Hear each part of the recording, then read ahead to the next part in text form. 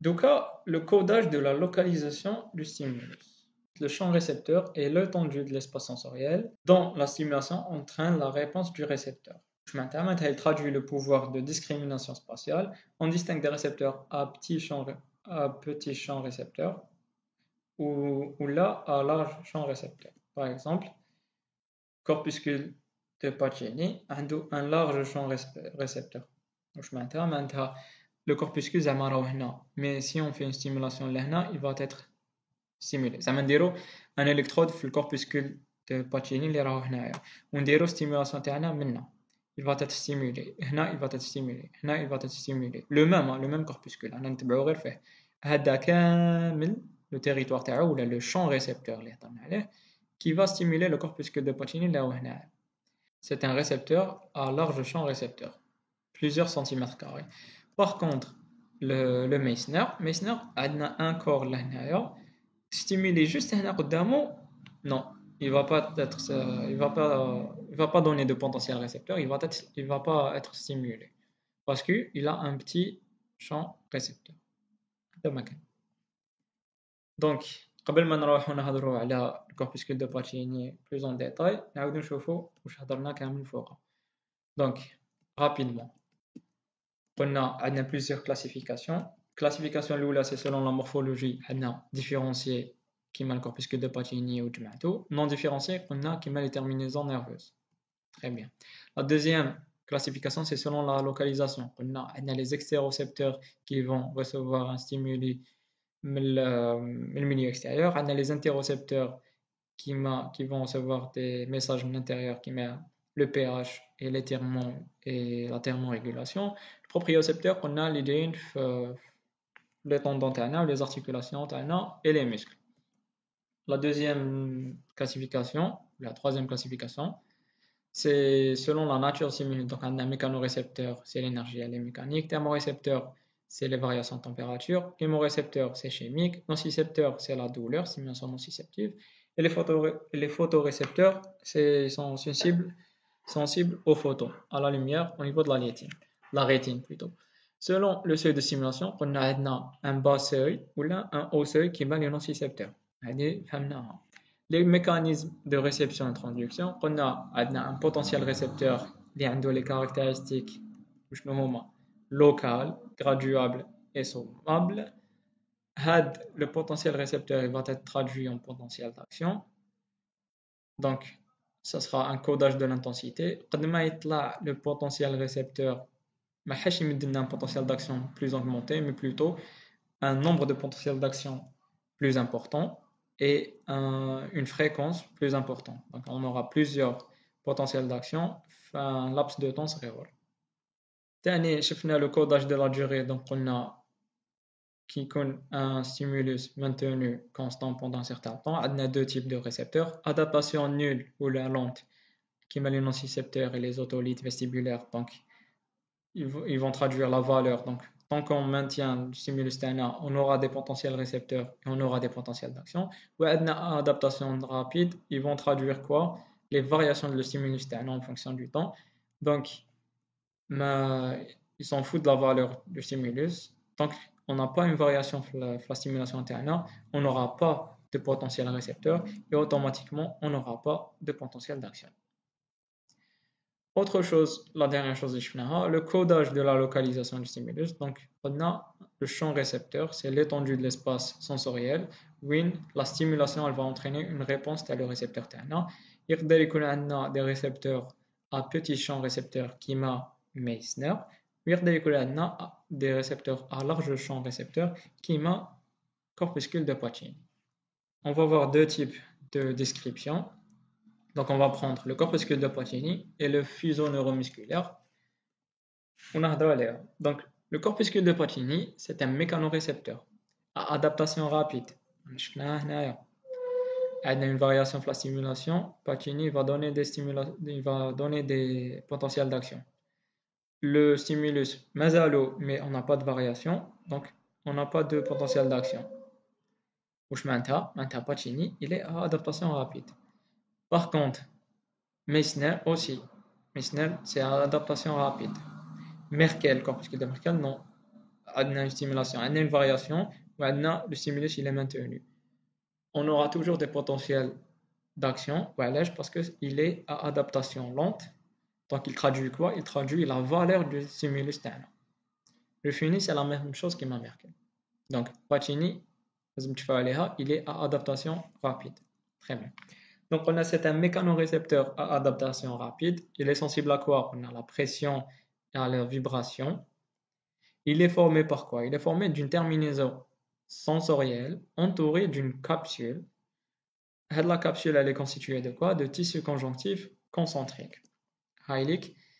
L'anatomie est le corpuscule de Meissner. Donc on a une fibre nerveuse sensorielle qui est entourée par du tissu conjonctif, ce qu'on appelle des lamelles. Les lamelles vont entourer la terminaison nerveuse terne.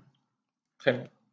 Donc, le mécanisme de transduction du corpuscule de Pacini. Qui fait Pacini, le corpuscule, il va traduire une pression ou une vibration, vibration et pression, il va les traduire en potentiel récepteur et potentiel d'action par la suite. Donc, la déformation de la capsule, donc le corpuscule de Pacini, j'ai au niveau de la peau. Très bien. Quand on met une pression, on va prendre l'exemple de la pression, je ne fais pas. Quand on va engendrer une pression à la peau, la capsule doit être déformée. La déformation, un étirement de la membrane de la fibre afférente. Donc, il déforme. Imaginez une force qui vient de le côté. Elle va déformer la membrane, donc automatiquement, un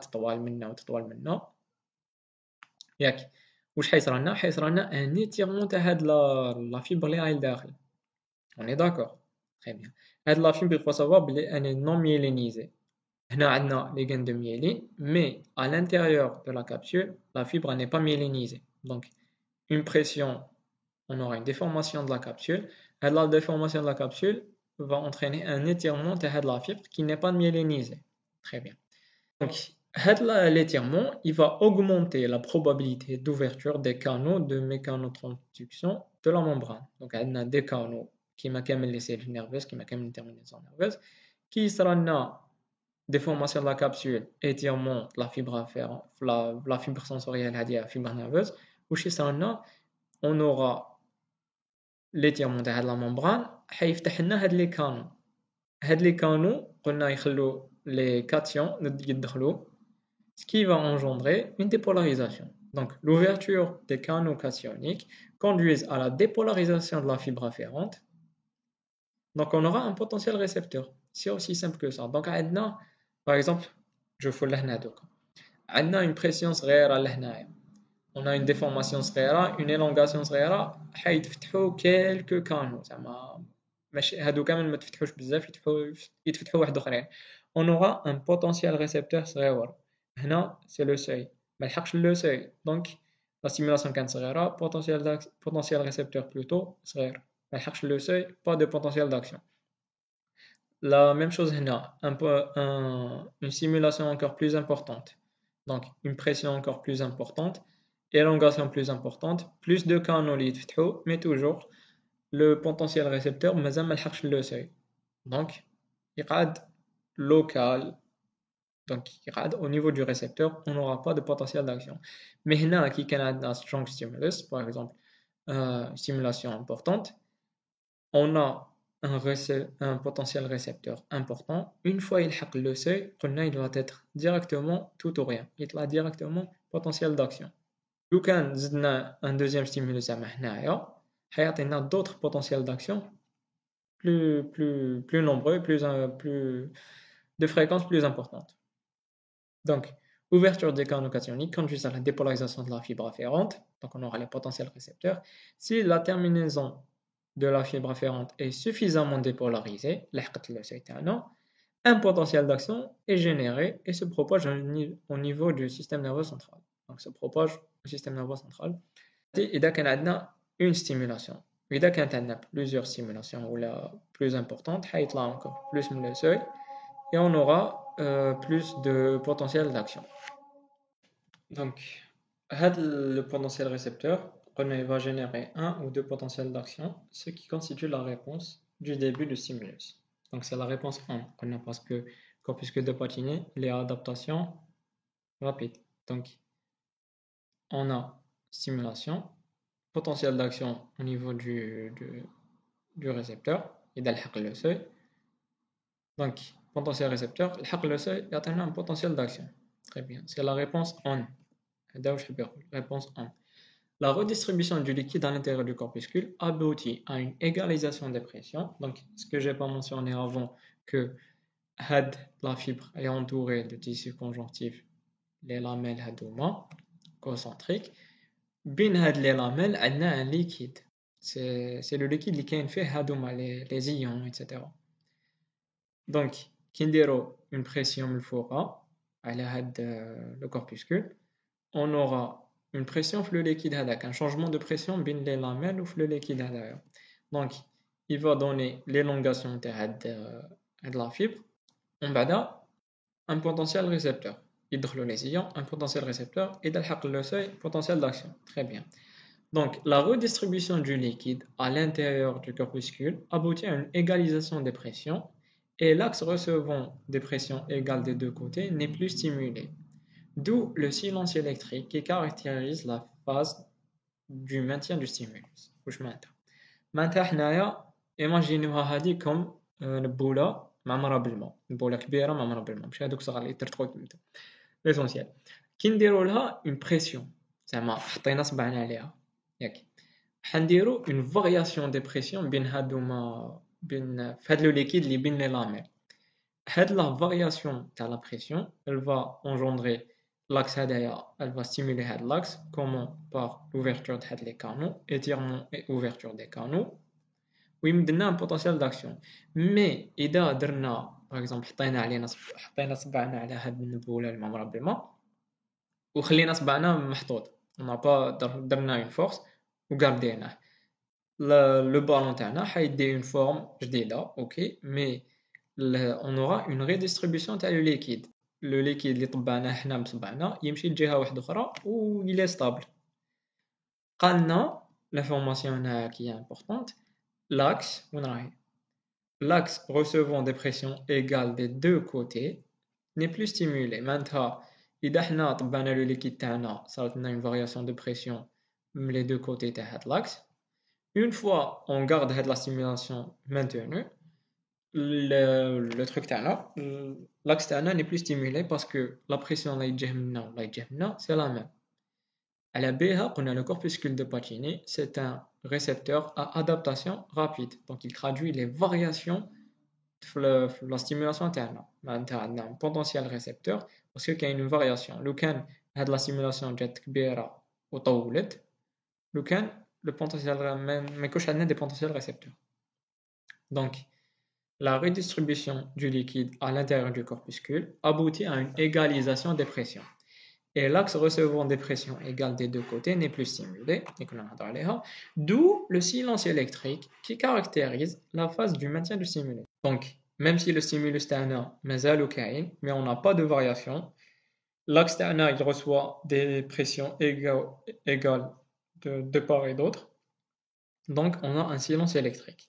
Cette caractéristique d'adaptation revient aux lamelles conjonctives. Donc, le fait d'avoir les lamelles, c'est ce qui va permettre l'adaptation تاعو. Donc نديرو une pression عليه, une fois on maintient avec la même pression حيكون عندنا le même la redistribution تاع le liquide حتكون rapidement parce qu'عندنا هاد les lamelles. Si c'était un liquide libre لو كان الماء يروح ويجي يروح ويجي يروح ويجي, mais comme كاين des lamelles نقيسو غير هنايا حيعاود rapidement حيتادابتا. على بها قلنا adaptation rapide. Donc cette caractéristique d'adaptation revient aux lamelles conjonctives. De ce fait, un corpuscule de Pacini délamellé, le canal a un corpuscule délamellé معناتها عنده هاد la capsule mais ما عندوش هاد les lamelles داخل, واش يولي لنا devient un récepteur d'adaptation lente. وعلاش؟ parce que sans هاد les lamelles نديرو une pression لهنايا, la pression هذيك même si on va la maintenir elle va prendre un temps باش يتستابيليزا le liquide لداخل, ou باش يولي l'axe il reçoit la même pression quoi les deux côtés باش يولي non stimulé. كما قلنا من قبل. دونك لا كارactéristique اللي خلات لو كوربوسكول دو باتشيني يكون un corps ou un récepteur pardon à adaptation rapide, c'est les lamelles. لو كان عندنا un corpuscule délamellé واش نعيطولو c'est un récepteur à adaptation lente. C'est tout simplement كي تفهم كيفاش يمشي تفهم هاد لي زابيلاسيون منين جاو و لا physiologie تاعها. Donc, la morphologie des récepteurs influence l'adaptation des mécanorécepteurs à l'adaptation rapide. Donc, lorsqu'on applique une réponse constante sur le corpuscule de Pacini, le récepteur répond avec un ou deux potentiels d'action au début et à la fin du stimulus. Maintenant, il a donné une pression هنايا, حدرنا une variation, les pressions seront maintenues. Donc, l'axe ne sera plus stimulé. Mais on va نعاودو نحو la stimulation تاعنا زعما صبعنا نحوه, il va recevoir qu'il y a une variation. Le liquide يعاود يتسربا, يعاود يولي وين كان هنا la pression تاعنا, ou qu'il y a une variation, donc un autre potentiel d'action. Donc, répond avec un ou deux potentiels d'action au début et à la fin du stimulus, c'est la pression, mais reste silencieux lorsque le stimulus est constant en intensité. Donc, il a donné une stimulation, on l'a maintenue constante, il a un silence électrique. Le corpuscule de Pacini est sensible aux vibrations. Les mouvements rapides sont transmis à travers les lamelles vers la terminaison nerveuse, générant un potentiel récepteur et un potentiel d'action pour chaque cycle vibratoire. واش معناتها هاد لا فراس البي معناتها هنا وعلاش قلت لكم نديو لا بريسيون ليكزامبل دو بريسيون باش نفهمو l'adaptation rapide, c'est parce que عندنا une seule force نديروها, on la maintient, بعد نحوها. Donc on aura une variation l'oula, stimulation, variation à la pression, l'axe va être stimulé. On va la stimulation تاعنا, l'axe sera encore stimulé. Mais ما بين حنا حطينا la stimulation تاعنا ونحيناها, si on maintient la même pression, l'axe ne sera pas stimulé. هذه فهمناها, هذه واش هضرنا عليها في الA. Mais le B, قلنا le corpuscule de Pacini, il est sensible à la pression et aux vibrations. Donc, les vibrations, c'est pas une stimulation tu la maintiens constante. Non, la vibration, c'est des cycles vibratoires. Donc, tu vois. Donc, chaque cycle vibratoire, 1, 2, c'est un cycle vibratoire. 1, 2, c'est un cycle vibratoire. Donc, là, c'est comme si la stimulation. Donc, le liquide, il est toujours en mouvement. Les lamelles sont toujours en mouvement. Donc, l'axe, les pressions au niveau de l'axe sont différentes, stables. Donc l'axe il restera stimulé. Donc le corpuscule de Pacini est sensible aux vibrations. Les mouvements rapides sont transmis à travers les lamelles vers la terminaison nerveuse. Donc les lamelles, les vibrations يمشوا منا parce que كاين liquide هذه طبع هذه liquide يطبع لي موراه يطبع لي موراه حتى يلحق l'axe. L'axe حيكون عنده des variations de pression, donc il sera stimulé. La stimulation elle va générer un potentiel récepteur. Donc les vibrations ils me donnent un potentiel récepteur. Et dès qu'il y a une vibration importante, un potentiel récepteur important. Le potentiel récepteur important aussi me donne un potentiel d'action pour chaque cycle vibratoire. Donc par exemple, c'est l'exemple de pression constante. Le A donne une pression, un potentiel d'action. Donne un stimulus d'un pression. On a maintenu un potentiel d'action au début, réponse on. On a maintenu, on s'en fout, ma cache variation, donc pas de potentiel d'action, pas de réponse parce que l'axe n'est plus stimulé. Le stimulus تاعنا, on a une variation, on a un potentiel d'action. Le B, c'est le cas de la vibration. Donc si on a une vibration à 110 Hz, donc le potentiel, le seuil par exemple, de stimulation. Donc, chaque cycle, 1, 2, a un potentiel d'action. 1, 2, potentiel d'action. Donc, chaque cycle vibratoire va être traduit par un potentiel d'action. Donc, adaptation rapide, c'est stimulus, c'est la vue. On a une variation stimulus, on a une variation de stimulus des potentiels récepteurs. Le seuil, potentiel récepteur, il me donne des potentiels d'action. Stimulus maintenu, pas de variation, pas de potentiel récepteur, pas de potentiel d'action. le stimulus il y a une variation donc un potentiel de récepteur, potentiel d'action. L'adaptation sans lamelle par exemple, corpuscule Pacini des lamelles qu'on a parlé, une pression, on en maintient, on l'enlève, le potentiel récepteur, donc il va prendre du temps pour s'adapter. Elle a bien adaptation lente. Donc il va prendre du temps pour s'adapter. Donc en même temps, alors on a le seuil. Tant qu'il dépasse le seuil, tant qu'il va générer des potentiels d'action en nombre augmenté et en fréquence encore plus augmentée. Le deuxième type de description va prendre le fuseau neuromusculaire. Je tiens à vous dire que le fuseau neuromusculaire, je ferai encore plus en détail le cours d'un déjà dans mon flash, les réflexes médulaires. Tu fais encore plus fuseau neuromusculaire qu'achir. Mais bon, on va parler au schème le court terme. Donc, le fuseau neuromusculaire est un propriocepteur de bas seuil. لازم تفعلي هاد les mots-clés. Bas seuil, maintenant stimule rapidement, chez qui m'a les nocicepteurs, très bien. Ou c'est un propriocepteur, donc il permet quoi? Il permet de localiser les membres ternes, etc. Il est sensible à quoi? Il est sensible à l'étirement musculaire et il se caractérise par une innervation sensitive et motrice. ماشي كيما الcorpuscule de Pacini عندنا axe واحد في الوسط qui est une fibre afférente sensitive. Donc عندنا une pression نحسوا لها ولا des vibrations نحسوا لهم, ils vont être acheminés par le système nerveux central ونحيقوا لنا voilà on sent une vibration ولا une pression على هذاك le corpuscule. Mais هنايا non, هنا عندنا double innervation, عندنا sensitive et motrice. Elle est impliquée dans le tonus musculaire et la motricité. Donc, c'est ça le fuseau neuromusculaire. On a des fibres. Voilà, le muscle. Derrière le muscle, on a le fuseau neuromusculaire. Le fuseau, fait plusieurs fibres musculaires intrafusales. Derrière le fuseau, on a deux types de fibres. On a des fibres à sac nucléaire et on a des fibres à chaîne nucléaire. C'est quoi la différence? La différence, bien entendu, c'est les corps cellulaires, les noyaux. Les fibres à sac nucléaire, les noyaux sont dans la partie équatoriale, normalement. Donc, je vais le corps. La partie هنايا on a les corps, mais les chaînes nucléaires, les fibres à chaîne nucléaire, les noyaux sont tout au long des fibres. Donc, les fuseaux neuromusculaires sont des structures encapsulées de forme allongée. Chaque fuseau se compose de 3 à 10 petites fibres musculaires intrafusales. C'est ça. Les fibres intrafusales. Très bien. Les fibres intrafusales présentent des extrémités riches en myofilaments. Myofilaments, c'est musculaire. Myo. Elles sont donc contractiles.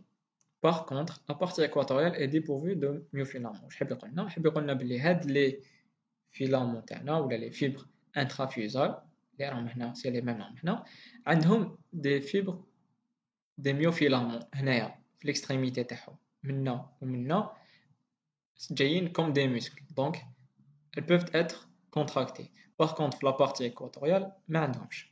On distingue deux catégories de fibres intrafusales, c'est les fibres à sac nucléaire dont les noyaux sont localisés au niveau de la partie équatoriale,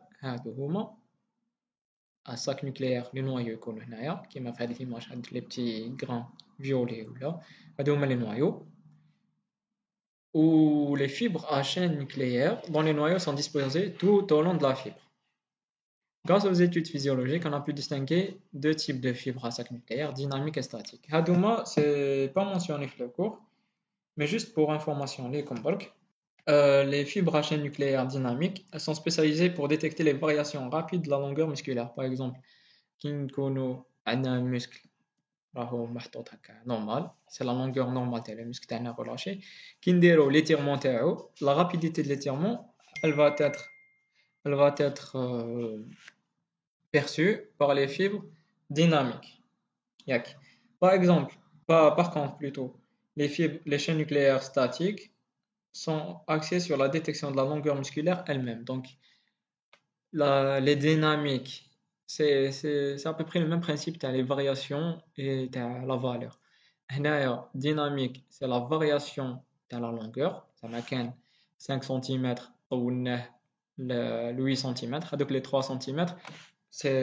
ils vont être stimulés à la rapidité de l'étirement. Ça veut dire que 5 8 cm en une seconde, c'est une stimulation كبيرة. Par contre, إذا درنا étirement en 5-6 secondes باش طلعنا هذوك من 5 حتى ل 8 سنتيمتر حتكون لا ستيمولاسيون تاعنا خفيفه. هذه في لي فيبر ديناميك. لي فيبر ستاتيك لا فيبر ستاتيك معناتها à 5 cm زعما لا لونغور تاع لو فيزو هنايا ريلاشي elle est à 5 cm. Ils sont pas les statiques mais ils sont pas contractés, ils sont pas stimulés plutôt. Mais كي نلحقوها ل 8 cm ils vont être stimulés. لو كان نزيدو نلحقوها ل 10 cm ils vont être encore plus stimulés. C'est ça, c'est statique. Regardez où je peux statique ou dynamique. On s'en fout. Le مهم, c'est pas mentionné dans le cours تاعكم, mais c'est juste à titre informatif ليكم. Donc l'innervation, on a une double innervation, sensitive et motrice. Sensitive, on a double. On a les fibres 1A, ce sont des fibres myélinisées de gros diamètre. Je vois les caractéristiques. Elles donnent naissance en terminaison primaire au niveau des fibres à sac et à chaîne nucléaire. Deux les fibres 1A. Donc, elles sont myélinisées. Pardon. C'est des fibres myélinisées, gros diamètre. Donc, ils me donnent la terminaison primaire au niveau des sacs et des chaînes. Donc, fibre 1A, ils connaissent les chaînes. Fibre à chaîne nucléaire ou la sac nucléaire. Puis eux, ils me donnent des fibres sensitives 1A. Par contre, les fibres sensitives de type 2 sont également myélinisées, mais plus petites. Donc, un petit calibre. Elles donnent naissance en terminaison secondaire presque exclusivement sur les fibres à chaîne nucléaire. Donc, les fibres de type 2, adna les chaînes nucléaires plutôt, ou les fibres statiques. C'est des détails les lazim tfahmou. Fibres sensitives 1A, c'est les fibres à chaîne et à sac nucléaire. Les fibres 1A.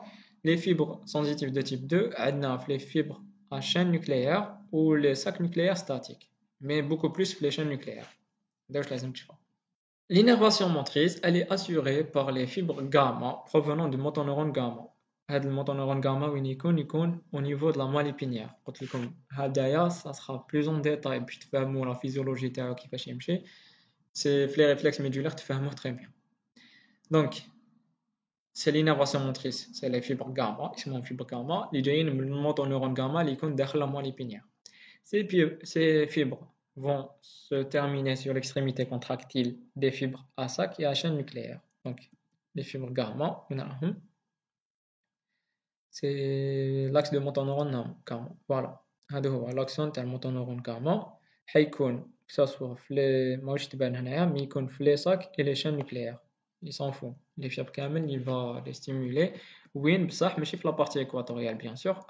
La partie les extrémités وين عندنا les myofilaments parce que هنا اللي يقدروا يتكونتراكتاو وهنا اللي نسحقوا لا موتريسيتي ما نسحقوهاش في الوسط باسكو ما عندناش les myofilaments. لازم تفاو على هذه ثاني.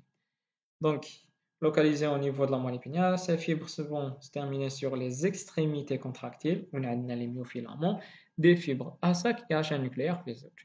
La contraction des fibres gamma entraîne un raccourcissement du fuseau neuromusculaire. Donc une stimulation تاع الموتونيرون gamma, stimulation تكون au niveau de la moelle épinière تجي par l'axone هذا حتى le fuseau neuromusculaire. Une stimulation, on a une contraction تاع les fibres, les myofilaments هنا في les extrémités منا on aura un raccourcissement donc يتقلص. C'est le même principe تاع le muscle. Donc le muscle c'est l'axone motoneuron alpha خلينا منه. Maintenant, c'est le motoneurone gamma. Nous, on a la fusion neuromusculaire. C'est le même principe. Donc, stimulation, contraction des myofilaments, raccourcissement de le muscle. La fusion neuromusculaire dans ce cas. Donc, on a contraction des fibres gamma entraîne un raccourcissement du fuseau neuromusculaire. Très bien. Le fonctionnement. Le fuseau neuromusculaire est excitable de deux façons. Donc, soit par un étirement global du muscle dans lequel le fuseau neuromusculaire se trouve inclus, ou là par une contraction isolée des extrémités des fibres intrafusales entraînant un étirement de la portion médiane réceptrice. On peut stimuler le fuseau neuromusculaire de deux façons. Soit on va étirer le muscle tano, donc automatiquement les fibres donc la partie elle va être étirée, on aura une stimulation, c'est la fusion neuromusculaire. ولا نديرو une contraction تاع الموتور نيورون كاما ياك حيكون عندنا contraction منا و contraction منا تاع les myofilaments, étirement de la partie équatoriale et excitation des fibres 1A ou les fibres 2. C'est bon? Donc on a deux façons pour exciter le fuseau neuromusculaire, soit par l'étirement global du muscle, soit par la contraction isolée des extrémités, mais qu'il y a les myofilaments encore, des fibres intramusculaires entraînant un étirement de la portion médiale réceptrice. À la suite d'un étirement musculaire, les extrémités des fibres intrafusales seront étirées à leur tour. Donc, étirement musculaire, les extrémités des fibres intrafusales vont être étirées, puis la partie équatoriale qui sera également étirée, ce qui permet l'ouverture des canaux. C'est le même principe d'accord, puisque de Pacini, on a étiré les canaux, c'est la même chose. Contraction des étirement à le muscle, étirement à la partie, les extrémités, étirement à la partie équatoriale, ouverture des canaux sensibles à l'étirement au niveau des terminaisons primaires et secondaires des fibres afférentes, donc 1A et de type 2. Il en résulte un courant entrant qui induit une dépolarisation appelée potentiel récepteur, parce que le fuseau neuromusculaire. Ce potentiel récepteur est une réponse locale et graduable. C'est la même chose, potentiel récepteur. Au niveau des fibres sensitives, tout cas 1A, si on étire un muscle à vitesse constante, puis on maintient l'étirement. Par exemple, comme le muscle, on a l'élongation elle est à 5 cm. On va l'étirer pendant 3 secondes, 1 cm chaque seconde. Donc, on a une vitesse constante, donc 1 cm par seconde pendant 3 secondes. Donc, 15 cm, 1 seconde, 6 cm, 2 secondes, 7, 3 secondes, 8 cm. Et on va maintenir l'étirement à 8 cm. Donc la vitesse elle était constante, l'étirement a été maintenu. Très bien. Qu'est-ce qu'on va enregistrer? On enregistre au niveau de la fibre 1A deux types de réponses. On a la réponse dynamique, au cours de laquelle la fréquence des potentiels d'action est en fonction de la vitesse de l'étirement, dynamique, et une phase statique, la fréquence des potentiels d'action est en fonction de l'amplitude de l'étirement. إذا l'étirement تاعنا 3 cm درناها en 3 secondes كما قلت في l'exemple, on aura une fréquence de potentiel d'action temps. إذا هذيك les 3 cm étirيناهم 1 seconde, la vitesse d'étirement elle est plus importante. Donc les fibres, la phase dynamique, les fibres 1A vont être stimulées par les fibres dynamiques encore plus importantes. Donc les potentiels d'action sont encore plus nombreux ou la fréquence تاعهم تكون plus rapprochée. La phase statique, la fréquence des potentiels d'action, elle est en fonction de l'amplitude de l'étirement. Donc, que ça soit étiré en 1 seconde, en 5 secondes, en 8 secondes, on s'en fout. Ce qui importe, c'est l'amplitude de l'étirement. Il y a 5 cm, 8 cm, c'est une amplitude. Donc, le potentiel d'action, on a une fréquence. Il y a 10 cm, on aura une autre fréquence de potentiel d'action. On aura beaucoup plus de potentiel d'action par rapport à 8 cm. Donc les fibres sensitives de type 1A renseignent le système nerveux de l'amplitude et de la vitesse de l'étirement. L'amplitude grâce à quoi? Grâce aux fibres statiques, amplitude, et la vitesse de l'étirement grâce aux dynamiques. Donc, le type 1A. Au niveau des réponses, la réponse plutôt au niveau des fibres sensitives de type 2, seule la phase statique est observée et la fréquence des potentiels d'action est proportionnelle à quoi? Statique, donc elle est proportionnelle à l'étirement ou à l'amplitude de l'étirement. Donc les fibres de type 2 renseignent uniquement sur l'amplitude. Type 1A, on a deux types de réponses, dynamique et statique. Type 2, on a statique sûrement. Statique, maintenant amplitude d'étirement. Dynamique, maintenant vitesse. Donc, fibre 1A, c'est les deux. Elle a deux réponses, dynamique et statique. Les fibres de type 2, elle a seule la réponse statique. Donc, uniquement, elle renseigne uniquement sur l'amplitude. Donc, on a le muscle تاعنا. Là, on parle de fibre 1A. Ça. La fibre 1A, elle a une phase statique. Le muscle est déjà étiré. Donc, on a des potentiels d'action à une fréquence X. On bat, درنا un étirement. Je ne sais pas, je vais raccourcissement, mais plutôt, c'est l'étirement. Très bien. L'étirement, on a une réponse dynamique. La fréquence, elle va être augmentée. Voilà, parce qu'on a une réponse dynamique. Elle dépend de quoi? Elle dépend de la vitesse de l'étirement. Très bien. Le muscle est 5 cm. On a 8 cm. D'accord? Où on a maintenu les 8 cm stable. On a une phase statique. On a des potentiels d'action à une fréquence, mais où je te remarque, la fréquence de Hadouma, quand on les potentiels d'action, je sais pas, 3 secondes, elles sont plus importants à la Hadouma. Voilà, parce que l'étirement il est plus important. Les fibres statiques ils sont plus stimulées. On a 5 cm. Il est à 8. Vous voyez? Donc, la réponse statique est كاينة. La phase dynamique donc on n'a pas de réponse. Nous la phase statique qui كما la fibre 1A, on a deux types de réponses, dynamique et statique. Très bien. Par contre, le type 2, ما عندناش la phase dynamique كامل, عندنا غير la phase statique. Donc هنا كانت l'élongation 5 cm, عندنا des potentiels d'action. هنا ولاش عندنا des potentiels d'action même si le muscle يبان لنا راهو relâché. C'est le tonus. C'est ce qui permet de le corps تاعنا يقعد واقف. Les muscles تاعنا ne seront jamais relâchés à 100% حياتنا حتى يموت البنادم. Donc on a toujours des potentiels d'action في les muscles تاعنا qui permettent le corps تاعنا يكون une position يكون شايد روحو etc. Donc on a des potentiels d'action à une fréquence quelconque. ومن بعد زدنا l'étirement يزيد la fréquence. C'est la réponse statique. نقصنا l'étirement تعاود تنقص la fréquence. C'est tout.